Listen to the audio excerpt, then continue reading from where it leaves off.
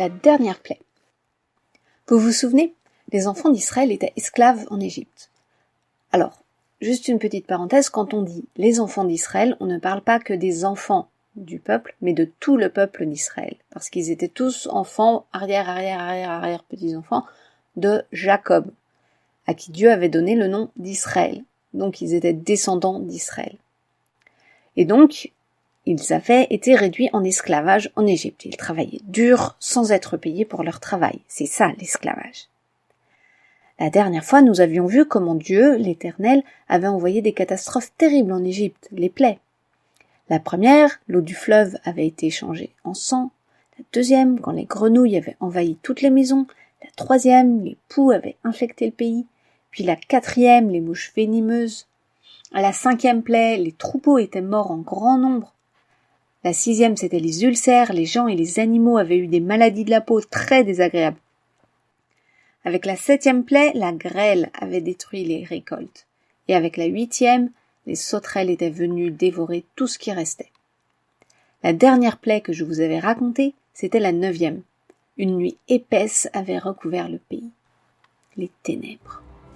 Mais toujours, Pharaon endurcissait son cœur. Il ne voulait pas laisser aller le peuple. Il demanda finalement à Moïse de ne plus venir le voir. Et nous avions retenu le verset « Quand un malheureux crie, l'Éternel entend et il le sauve de toutes ses détresses ». C'est au psaume 34 et au verset 7. Et aujourd'hui, nous allons voir comment Dieu va sauver son peuple et le faire sortir d'Égypte pour ne plus jamais y revenir. C'est la 10e plaie. L'Éternel dit à Moïse, « Je ferai venir encore une plaie sur Pharaon et sur l'Égypte. Après cela, il vous laissera partir d'ici. Lorsqu'il vous laissera tout à fait aller, il vous chassera même d'ici. » Avant de sortir de chez Pharaon, Moïse avertit Pharaon de la dernière plaie. « Ainsi parle l'Éternel. Vers le milieu de la nuit, je passerai au travers de l'Égypte, et tous les premiers-nés mourront dans le pays d'Égypte, depuis le premier-né de Pharaon assis sur son trône jusqu'au premier-né de la servante. » Le premier-né, c'est le premier enfant né de ses parents, l'aîné de ses frères et sœurs. Dieu dit à Pharaon qu'il va tuer le plus âgé des enfants de chaque famille, et même des animaux. C'est très difficile à entendre, mais Pharaon ne change pas d'avis. Moïse précise que Dieu ne fera aucun mal à son peuple, pour montrer la différence entre l'Égypte et Israël. Encore une fois, à ce moment-là, la Bible dit que l'Éternel endurcit le cœur de Pharaon, et Pharaon ne laissa point aller les enfants d'Israël hors de son pays. Et Moïse et Aaron sortirent de chez Pharaon très en colère. Puis Dieu leur donna des instructions très précises. Le moment du départ approchait. Dieu savait que c'était la dernière plaie. Et maintenant, le peuple d'Israël allait se préparer à partir. Dieu demande aux Hébreux les choses suivantes. Notez la date. C'est un jour important. Dieu leur dit qu'ils devront s'en souvenir et fêter ce jour chaque année. Et effectivement, c'est devenu une fête que l'on célèbre chaque année et dont vous avez sûrement déjà entendu parler. C'est la Pâque. Oui, ce jour sera la toute première fête de Pâques. Le peuple juif, les descendants d'Israël, la fêtent toujours. Nous les chrétiens, nous fêtons aussi cette fête, mais d'une façon différente. Je vous expliquerai après. Dans chaque famille, il fallait choisir un agneau, c'est-à-dire un petit mouton ou un chevreau, le petit d'une chèvre.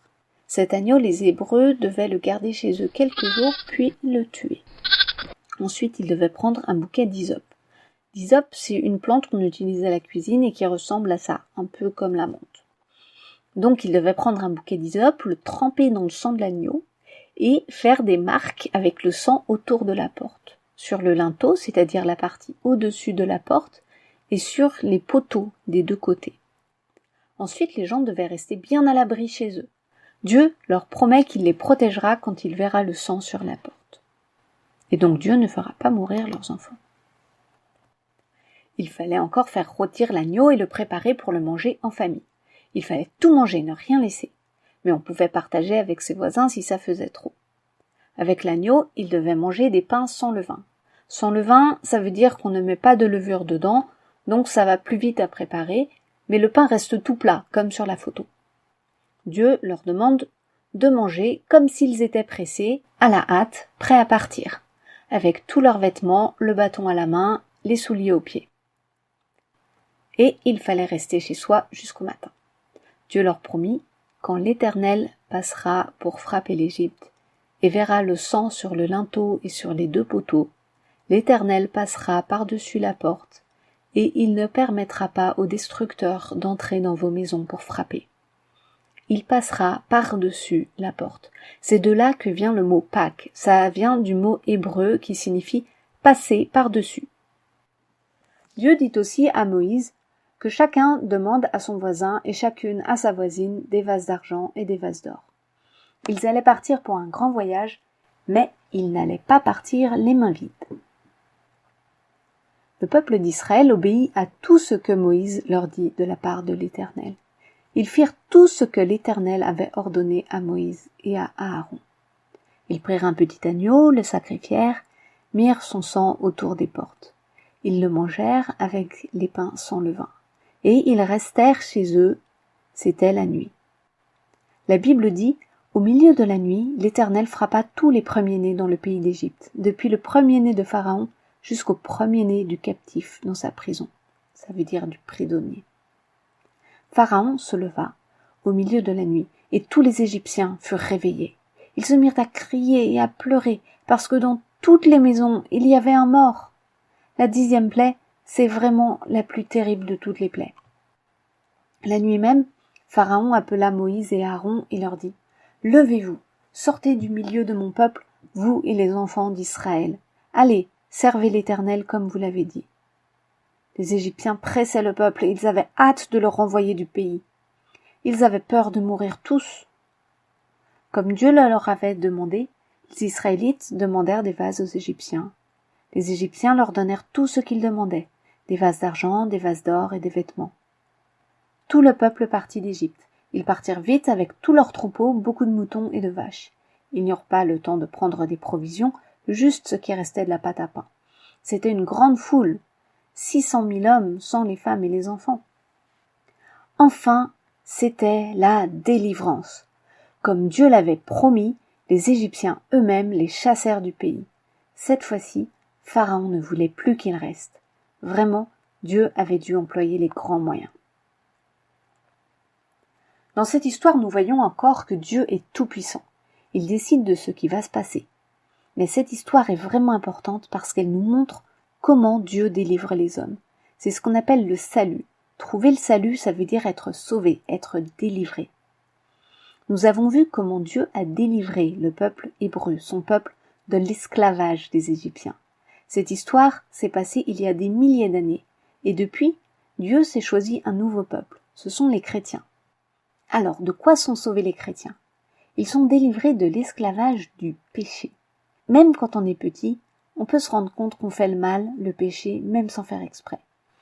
On n'arrive pas à faire toujours le bien, à toujours aimer tout le monde, à toujours aider les autres, etc. C'est pour cela qu'on dit qu'on est esclave du péché.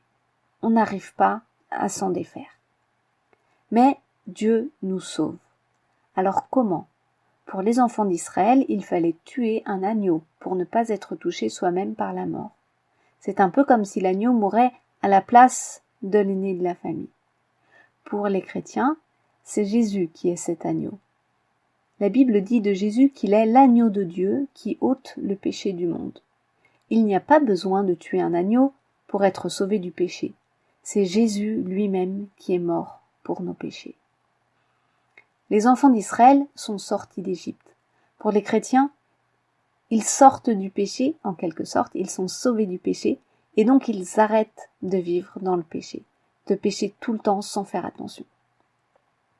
Les enfants d'Israël ont été sauvés parce qu'ils ont fait tout ce que Dieu leur avait ordonné. Pour les chrétiens aussi, c'est pareil, il faut obéir à Dieu pour être sauvé. Il faut se placer sous le sang de Jésus, un peu comme si on le mettait au-dessus de notre porte. Quand Jésus est mort, c'était justement le moment où les Juifs fêtaient Pâques. Et donc pour les chrétiens, la fête de Pâques est devenue le jour où on se souvient que Jésus est mort pour nous, et que son sang nous protège de la mort. Dieu ne nous punit pas pour nos péchés, au contraire, il nous en délivre. Pour cette semaine, je vous propose de retenir un verset dans lequel Jésus nous dit qu'avec lui, nous serons protégés, sauvés du péché. Jésus dit « Je suis la porte, si quelqu'un entre par moi, il sera sauvé. » C'est dans l'évangile de Jean, au chapitre 10 et au verset 9. À bientôt!